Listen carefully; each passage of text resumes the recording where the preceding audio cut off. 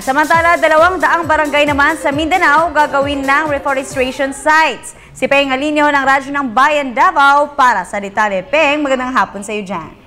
Magandang hapon, Princess. Inaasahan na sa lalong madaling panahon na ang 200 mga barangay sa Mindanao ay may malawakan ng reforestation upang makagawa ng 2 milyong seedlings na mga forest trees na itatanim sa mga lugar na malimit hagupitin ng bagyo na nagdudulot ng malawakang pagbaha. Ito ay sa iba't ibang bahagi ng isla ng Mindanao.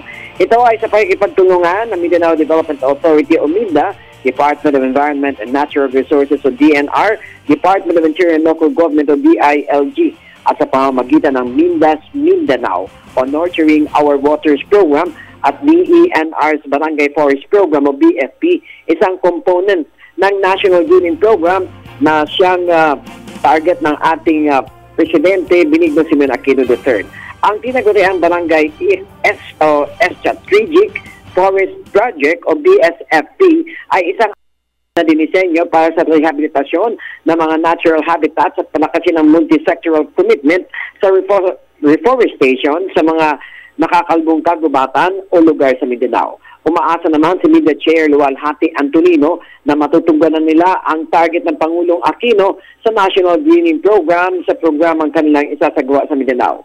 Dagdag pa ni Luwalhati na ang unang batch ng implementasyon ay ang pagkilala sa 200 planting sites bilang panimula at mapabilis ang inisyatiba ng BSFP sa loob ng island region sa Mindanao na ang prioridad na lugar ay ang mga critical na coastal at mga ilog. Para sa Telebisyon ng Bayan, Peng Alinio, Radyo ng Bayan, Davao.